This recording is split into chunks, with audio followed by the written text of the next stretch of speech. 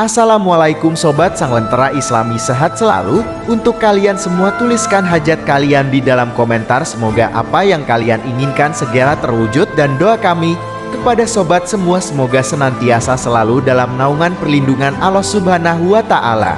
Di dalam kisah ini menceritakan sebuah kisah ayahanda Imam Abu Hanifah yang tidak lain bernama Tsabit bin Juthul.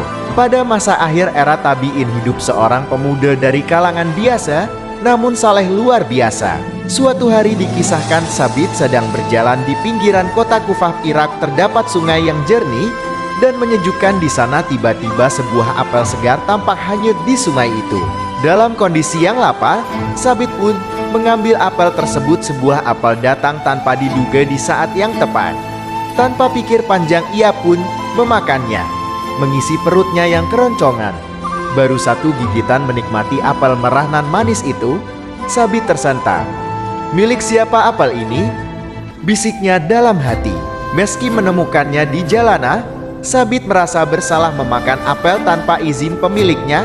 Bagaimanapun juga, pikir Tsabit, buah apel dihasilkan sebuah pohon yang ditanam seseorang. "Bagaimana bisa aku memakan sesuatu yang bukan milikku?" kata Tsabit menyesal. Ia kemudian menyusuri sungai. Dari manakah aliran air membawa apel segar itu? Tsabit berpikir akan bertemu dengan pemilik buah dan meminta kerelaannya atas apel yang sudah digigitnya itu. Cukup jauh Tsabit menyusuri aliran sungai hingga ia melihat sebuah kebun apel. Beberapa pohon apel tumbuh subur di samping sungai. Rantingnya menjalar dekat sungai. Tak mengherankan jika buahnya sering kali jatuh ke sungai dan hanyut terbawa arus air. Tsabit segera mencari pemilik kebun. Ia mendapati seseorang tengah menjaga kebun apel tersebut. Tsabit menghampirinya seraya berkata, "Wahai hamba alam, apakah apel ini berjenis sama dengan apel di kebun ini? Saya sudah menggigit apel ini. Apa kau memaafkan saya?" kata Tsabit sembari menunjukkan apel yang telah dimakan segigit itu. Namun, penjaga kebun itu menjawab, "Saya bukan pemilik kebun apel ini. Bagaimana saya dapat memaafkanmu, sementara saya bukan pemiliknya? Pemilik kebunlah yang berhak memaafkanmu." Lalu, penjaga kebun itu pun berkata rumahnya pemilik kebun apel cukup jauh, sekitar 5 mil dari sini. Lalu Tsabit berpamitan dengan penjaga kebun apel tersebut dan segera untuk mencari kediaman rumah pemilik kebun apel. Akhirnya, ia sampai di sebuah rumah dengan perasaan gelisah. Apakah si pemilik kebun akan memaafkannya?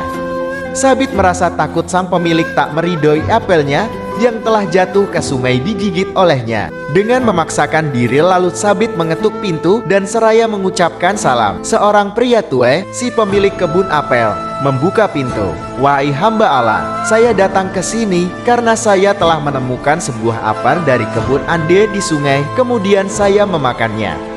Saya datang untuk meminta kerelaan Anda atas apel ini. Apakah Anda meridainya? Saya telah menggigitnya dan ini yang tersisa," ujar Tsabit memegang apel yang digigitnya. Agak lama pemilik kebun apel itu terdiam mendengar ucapan Tsabit. Lalu Tsabit pun tersentak ketika sang tuan rumah berkata, "Tidak, saya tidak merelakanmu."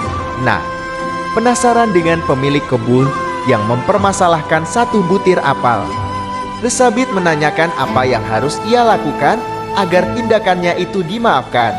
"Saya tidak memaafkanmu, demi Allah, kecuali jika kau memenuhi persyaratanku," pria tua itu menjawab. "Persyaratan apa itu?" tanya Tsabit harap-harap cemas. "Kau harus menikahi putriku," kata pemilik kebun yang mengagetkan Tsabit. Menikahi seorang wanita bukanlah sebuah hukuman, pikir Tsabit. Benarkah itu yang menjadi syarat Anda? Anda memaafkan saya dan saya menikahi putri Anda? Itu adalah anugerah yang besar, tanya Tsabit tak percaya. "Bahwa putrinya saya yang harus kamu nikahi merupakan wanita cacat. Putriku itu buta, tuli, bisu, dan lumpuh, tak mampu berjalan, apalagi berdiri. Kalau kau menerimanya, maka saya akan memaafkanmu." Tidak ada pilihan lain Tsabit menerima persyaratan tersebut. Ia tak ingin berdosa mengambil hak yang bukan miliknya. Tsabit, seorang pemuda tampan, harus menikahi wanita cacat hanya karena memakan satu gigitan sebuah apel. Singkat cerita, Sabit pun menerima syarat dari pemilik kebun dan menikahi wanita tersebut. Malam hari usai salat Isya, Sabit pun menemui calon istrinya yang cacat. Ia masuk ke kamar pengantin wanita dengan langkah yang berat, hatinya dipenuhi pergolakan luar biasa. Namun pemuda gagah itu tetap bertekad memenuhi syarat sang pemilik apel. Sabit pun mengucapkan salam seraya masuk ke kamar istrinya. Betapa terkejutnya Sabit ketika mendengar jawaban salam dari wanita yang suaranya lembut dan merdu. Tak hanya itu, wanita itu mampu berdiri dan menghampiri Sabit. Begitu cantik paras si wanita, tanpa cacat apapun di anggota tubuhnya yang lengkap. Sabit kebingungan, ia berpikir salah memasuki kamar dan salah menemui wanita yang seharusnya merupakan istrinya yang tuli, buta, bisu, dan lumpuh.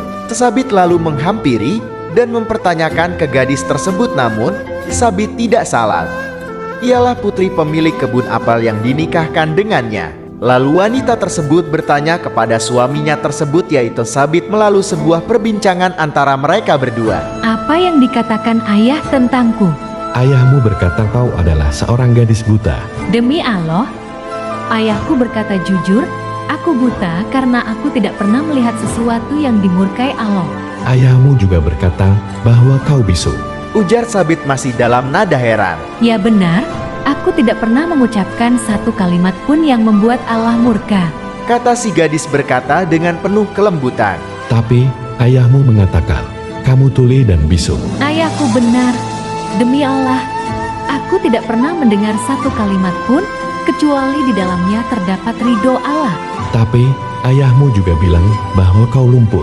Pertanyaan terakhir yang Sabit tanyakan terhadap istrinya. Ya, ayah benar dan tidak berdusta. Aku tidak pernah melangkahkan kakiku ke tempat yang Allah murkai. Sabit memandangi istrinya yang cantik jelita itu. Ia pun mengucapkan syukur. Sang pemilik kebun kagum dengan sifat kehati-hatian Sabit dalam memakan sesuatu yang belum jelas akan kehalalannya. Melihat kegigihan dan kesalehan Sabit, ia pun berkeinginan menjadikannya menantu, menikahkannya dengan putrinya yang solihah. Dari pernikahan tersebut, lahir seorang ulama syalid, mujadid yang sangat terkenal, yakni Nu'man bin Sabit atau yang lebih dikenal dengan nama Al-Imam Abu Hanifah. Terima kasih yang sudah menyimak dan menonton kisah ini, dan jangan lupa like, share, dan subscribe channel ini untuk kisah menarik lainnya.